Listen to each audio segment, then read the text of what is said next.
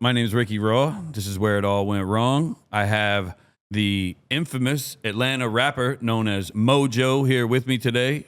I'm going to start this off by telling you guys I made a mistake. And, I run 404 Day, 404day.com, Atlanta's own holiday. And I made a mistake and posted that MC Shy D was the first rapper from Atlanta. A lot of Atlanta stood up and said that's not true. Mojo, they actually said, let Mojo handle it. And I was like, I wonder what that means. I looked up rapper Mojo and dropped in 1982. And I would like to ask you, how, so you're Atlanta's first rapper, is that correct? That is correct. All right. And so was that the first record in 1982, Let Mojo Handle It? That is correct. Will you tell me about that record and how it came to be? Okay. Well, like I say, the year was 1982. Okay.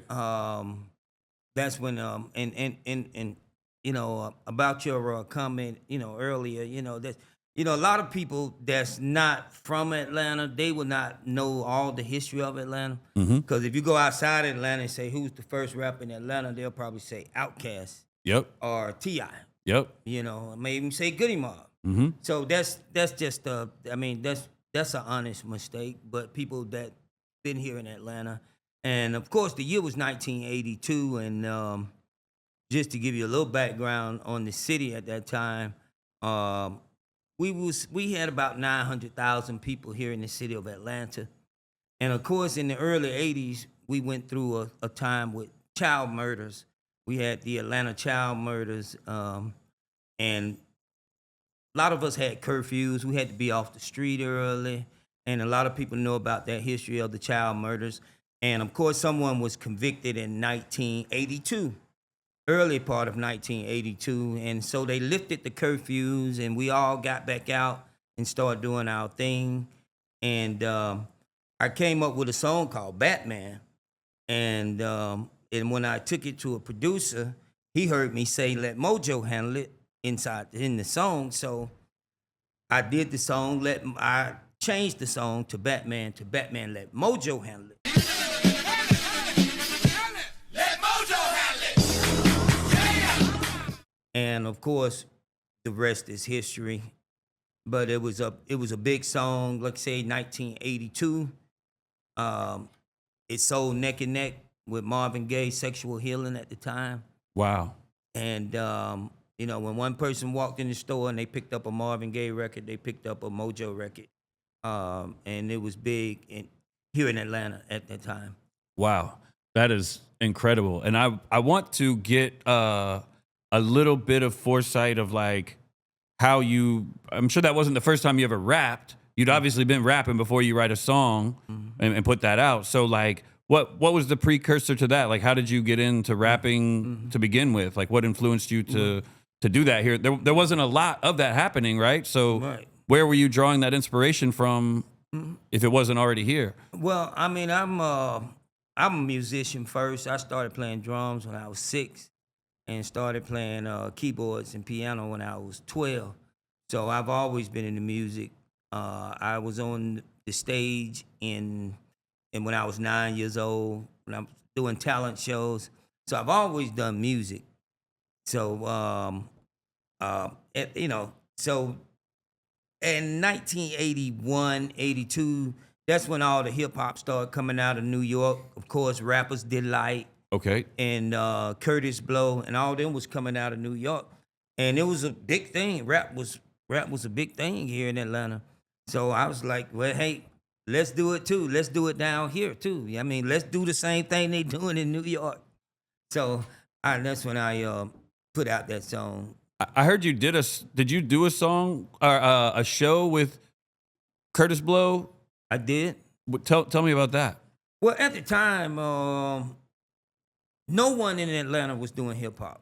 Okay, just let me just picture Atlanta with nobody in Atlanta. It's doing hard hip-hop. to imagine. Yeah. So I was the only one in Atlanta doing hip hop. So when all the big acts came down here from New York, when they all came down here, they looked for who is the biggest act in Atlanta, whatnot. So they would call me. So I opened for Run DMC twice when they first came to Atlanta. Twice. I opened for Curtis Blow a couple of times. I opened for the Fat Boys. Wow. I did a show when LL when he was like 15.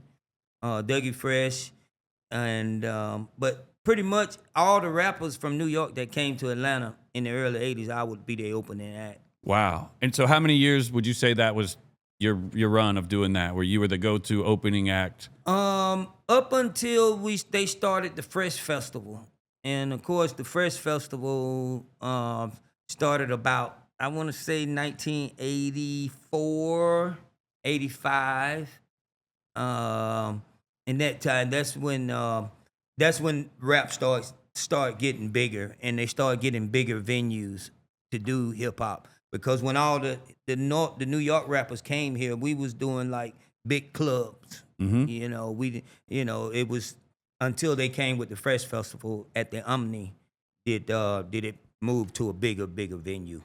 Wow, that's so cool. And I want to learn more about the Fresh Festival. Let's take a quick break here, because speaking of New York rappers and New York rap coming to Atlanta, we have DJ Black. Sorry, man.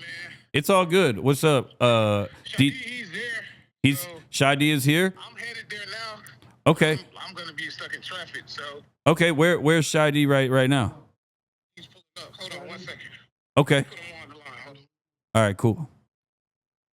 So, oh, you're on the phone with Shy D? Can you help him get in? Cool. I think. Oh, we still rolling, right, Elon? Shouts out Century Studios. Central Studio, what's happening? It's SENTRY, Century Century Studios. Studios. Pun, thank you so much. Thank you. Paul, you got my phone? Okay. Okay. So, I think Pun is on with Shy D.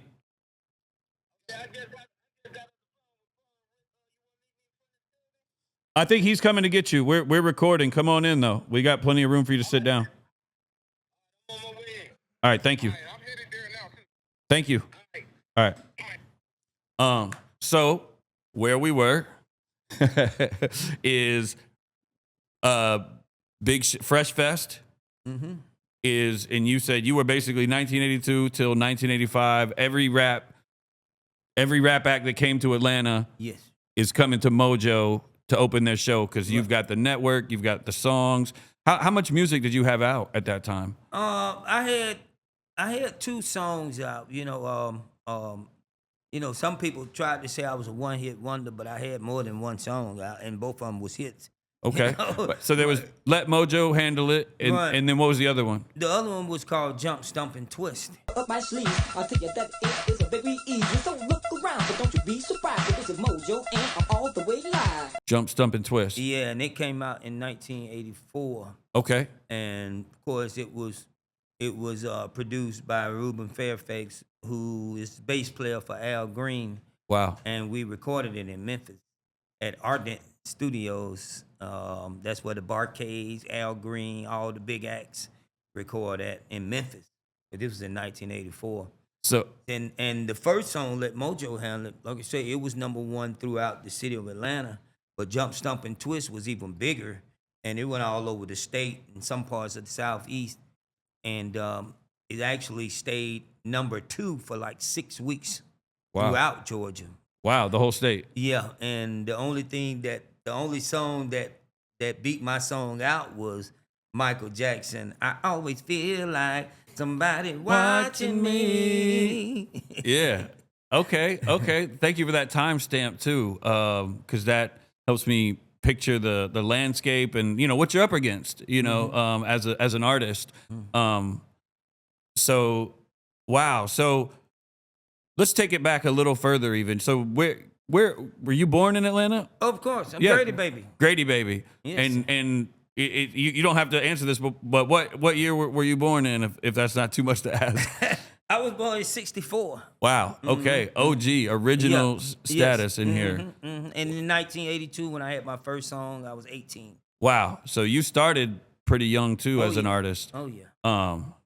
That's incredible. Okay. So and then just what kind of music did you listen to before you got into rap? And just curious, like, was there music playing in the house or Just basically R&B. R&B? Yeah, I mean whatever was hot, just all R&B. And like you say, then Sugar Hill came out with the Rapper's Delight. I think it was right at 1980, 79, 80, and everybody just went crazy. And then you started rapping, and 2 years later, Oh yeah, started yeah. recording. Hey, let's do this. Okay. Yeah, and you could pull it. It could come towards you a little bit too. Yeah, Okay. yeah. Boom.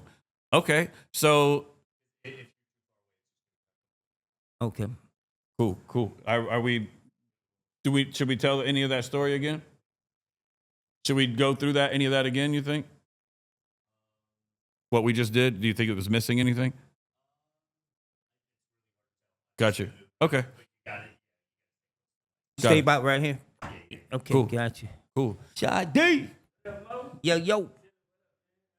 Everything cool. So 1985, Fresh Fest, and then tell me what's going on now in Atlanta at that point. Okay, yeah, like I said, we had the Fresh Fest come here. And, Tell me what Fresh Fest is, because I don't know. it was just a rap fest. Okay, who else was on it? You had Run DMC, they was headlining. Wow. You had LL Cool J, them two. You had Houdini. Wow. That was the main three I remember. I mean, Sade that's- might remember more than I do because Where- we was together. Were you on? What happens for Mojo then after Fresh Fest? What's going on with you at that point and moving forward? Well, that's a good question because that was a pivotal time because come 1985 in that time, then you had your other people start to come out. You had Sade came out around 1985 and 86, and he was in Atlanta, so he came out, and of course after that everybody kind of started wanting to get into hip hop here in Atlanta. And me myself personally, I was just caught up in the middle of the transition because everybody, people, Sade came out, he started blowing up. Then you had your other groups. You had Sammy Sam, you had D-Rock, all the guys in Atlanta was coming out. And of course, Raheem came on the scene. Then Kilo and everybody, so. Everybody just started coming out of Atlanta. Everybody was just coming out with songs, and I was just kind of like stuck in the trends. And of course, and then as the 80s persisted, like 86, 87, the music started to become more gangster style, which really wasn't my thing because I'm, and I still do today. I pride myself on dance music. Okay. And every song I've pretty much recorded has been dance music. Okay. Something you could dance to. But I was told in 1986 or 7 that by a person that owned a record store that was selling records, and she told me, she said, Mojo, the music business is changing, and if you got to start cursing, you got to start talking about this and that on your song. She said, if you don't, you're not gonna sell any records. Wow. And so I'm sitting in, what do I do? Do I try to be that person that I'm not? Should I go and start talking about this and that and shooting up this or whatever, gangster stuff, So that wasn't me. So as a result, I did not make that transition into that type of hip hop, and that was becoming popular at the time, So as a result, I came to reality, and of course, I ended up going in, for financial reasons, I ended up going into the private sector. Oh, I understand. So you chose to not follow the trend, and did you keep making records or? Oh yeah, oh yeah. I mean, I'm all. I think all my, I've always been in and out of studios doing something. Okay. Regardless if it was just because it's just me. Regardless, you never know. You never know. I mean, of course, people didn't hear from me for 20 years, 25 years, didn't even know where I was. A lot of people said I had passed away. Wow. you know. You look like a rapper. You look like you just came from the studio right now. So, are you still recording music? Oh yes, yes. Okay. Yes. Okay. Yeah. I would love to. We'll link some more. One, I want to play some clips of the songs you listed when we go to edit, hopefully. And then I also want to link whatever the newest, whatever you're pushing. What would you, if you want to let the people know about something you're pushing more recently? Can you give us an idea of just what you're up to? Yeah, I came back a couple of years ago. Kilo Ali came to me and he said he had a song he had wrote for me and he wanted me to do it. Wow. So him and I went in the studio and we did the song. It was a good track and it just kind of put a little fire back in me for us. Like, okay, because I'm retired. I worked in the private sector 33 years, retired. So okay. What do I do? The only thing I know is music. So I did jump back in the studio and I did a song with Kilo. Cool. And then I did another song, and then the last song I did was called "I Just Want My Picture Took." And of course, I did the song, and we did a version. And then my friend Shadi, MC Shadi, he did a remix of the song, and he kind of changed it up a little bit, and so we got that remix going now, and it's doing real well. Amazing. Yeah. I want to ask you to describe your relationship with Shy D and Raheem the Dream and Kilo. It sounds like you touched on that a little bit, but it sounds like you've done music with Shy D. Would you describe your relationship with MC Shy D? We're going to interview him next, and I just would like to hear, just what you just describe that if you can. Well, I met Shadi kind of when he first got here, and of course Shadi was breakdancing. Okay. Yeah, he was a breakdancer. He was a heck of a breakdancer too. Okay. This is news to me. Thank you so much for sharing this. And so he used to be around a lot of places that where I was. Okay. When I was doing events, he would always, show up, and then his breakdance group would sometimes do shows with me. One year we went to Montgomery, Alabama, and we went to open for Nucleus. Wiki. And Okay. I always tell it. And then on the way down there, me and Shadi, we was on the bus. We was just clowning because he was going to the break dance. I was going to do open for Nucleus, and we was just freelancing, freestyling on the bus. And when we got down there, I remember Shadi say, "Hey man, let me come on stage with you."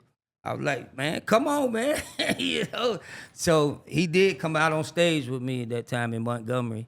And of course, after he got back and he started doing this thing, and he started getting in the studio and kind of got a taste of it. Okay. And the rest is history. Okay. So, and then do you have a relationship with Raheem the Dream? Oh yeah, all of them. I mean, Can you describe that? Just how you met, or just what, just Well, anything interesting like you told us about Shy D? Well, Raheem will tell this story too, but when I was 18 years old, I had a nightclub on the west side of Atlanta, and I would have parties for teenagers because teenagers couldn't go to clubs, so I had a club for teenagers.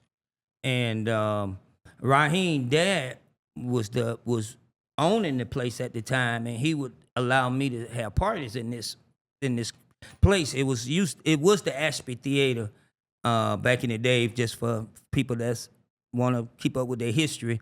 The place was called the Edifice, but it was the Ashby Theater, which was the first theater that blacks could go to in the city of Atlanta. Wow. Back in the 20s and 30s, and they changed it over and they remodeled it. But anyway, I was throwing parties in there in the early 80s, 80, 81, and Raheem's dad was running it. And one day, Raheem was a kid. I really didn't know him, but his dad asked me to drop him and his sister off at home.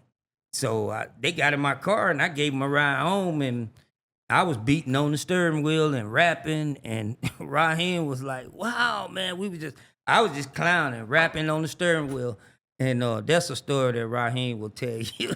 I love that. What were you driving? Just for context, if you I think remember. I think at that time I probably had my 70 Nova. Nice. Yeah, I had a 70 Nova. It was the Nice. 70 Nova at that time. You remember what color it was? Yellow. Yellow Nova. Just Yeah. just rolling down, Yeah. rapping with Yeah. Raheem. Yeah, beating on the steering wheel. Wow. Okay. And then if you could describe your relationship with Kilo. Kilo was a lot younger than I am. Okay. So I didn't know Kilo when he was younger, and then when he was doing his thing, I didn't. I got to know Kilo as he, in the older years, and him and I, like I said, he wrote the song for me, my Yeek song, which is one of the songs I'm pushing right now, and he wrote it for me. So we've had a good relationship. He's just like a little brother to me. Nice. Mm. And then the last one I want to ask you about, because I don't have him lined up, but I would like to, is Hitman Sammy Sam. Can you tell us your relationship with him? Sammy Sam, Sammy Sam, a lot of people in Atlanta that was younger than me, they used to follow behind me and with stuff that I was doing because I was throwing parties, I was here and there.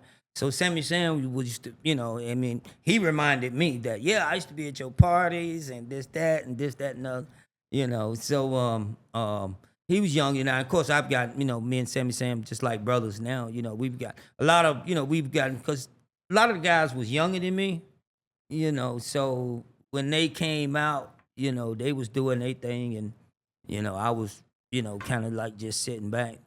But me and Sammy Sam has become real good friends. Cool. So my last two questions. Can you tell us where it all went wrong?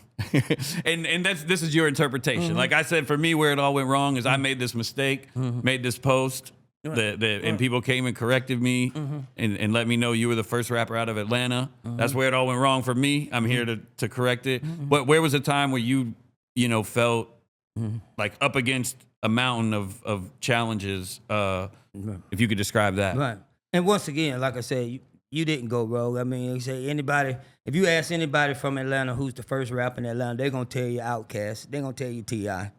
Yeah. So you really have to know the history of Atlanta. So that's pretty honest. Where it went wrong with me, I had the song Jump Stump and Twist, when it came out, it shot up the charts. I mean, it got so hot so quick. And that was the song I was telling you that went all the way to number. And actually, that song was the first song to get put in rotation on radio by an Atlanta artist. Wow. And WIGO put it in rotation. And it was actually an A rotation. That means that it was playing every 4 hours. So every 4 hours, I go by the radio and wait for my song to come on. Yeah. And boom, it would come on, A rotation. So Boom. It was a big song. So what happened was, the person that had put all the money behind the song, that owned it, some people approached him about the song, and they wanted to take it nationally. And and of course, anybody know with music, it's timing. Timing is everything. When you get when that door open a little bit, you better be ready to jump through it because you don't have that many opportunities. So I think it was a big opportunity there for me at that time. But and so when the people was approached by people that wanted to take the song and put it nationally, he declined to give it to him, and he felt that he had the resources to do it himself. Which was impossible. And as a result, the song got lost. It wasn't able to reach its potential. No. Because this guy kind of held a gate, was kind of gate kept, or just tried to keep it for himself. It sounds like. Pretty much. I see. It's like, hey, I'm not gonna let you take my product and you make money off of it, and I can keep it and I can make money off of it. Right. And that happens in the business today. You see these younger some people go for the big deal where it's basically a big loan, and some people stay independent, so you get 100% of a smaller number, or Right. 1% of a huge number. Right, It's right. it's a tough thing to make. Do you have any advice for up and coming artists, rappers, singers, performers? I mean, just handle your business. I mean, when it comes to business, of course, when we are young, I mean, the main thing we just want, we want to say we got a record out. We want to put on jewelry. These are the things that we think about. Yeah, I got my song playing on the radio. I'm popular, everybody, but we don't think about the business part of it. And that's the main thing. We need to be, as young people, you really want to make sure you're on top of the business part of music, because you got to look at where you're going to be 20 years from now, when your song is not playing, and people are not knocking down the doors to come and see you. You got to be prepared for that, and the best way to be prepared for it is to handle your business, in the beginning. Amen. And it's hard. It's hard to get out there and do the paperwork and file for your publishing and all that stuff. It's work. It's not as fun as getting in the studio and flirting with the girls. So I agree fully. Would you mind giving us like a video drop for the show on April 2nd, where I believe we've agreed to have you come perform? Is that Yes. correct? Mm-hmm. Okay. Well, so we're gonna. I'll just tell you what the details. We're gonna be a Drunken Unicorn. Shy D will be there.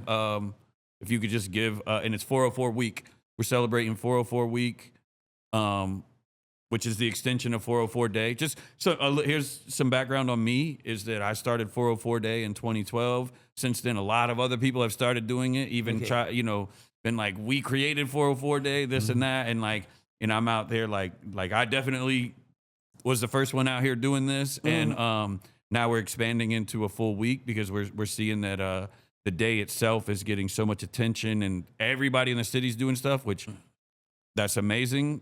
So for that reason, we're gonna kick the week off with you. That's the 2nd, right? April 2nd at Drunken Unicorn. Drunken Unicorn. Yeah, and can we look at one of the cameras?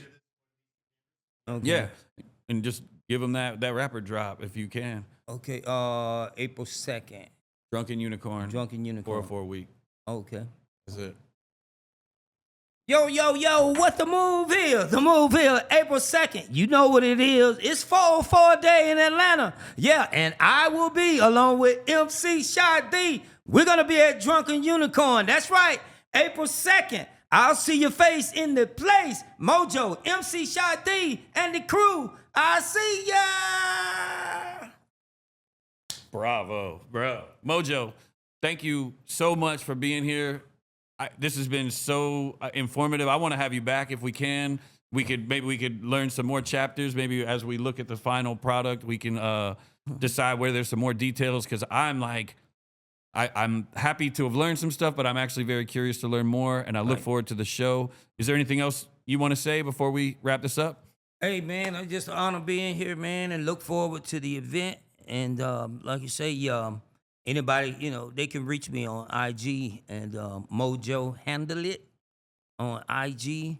Y'all look me up, and a lot of people don't know about my career, but you can find out a lot from my IG, Mojo Handle It. And I just want to thanks to you guys, and just support your boy Mojo. I'm still out here. Hey, we'll see the live set on April 2nd at Drunken Unicorn. Can't wait.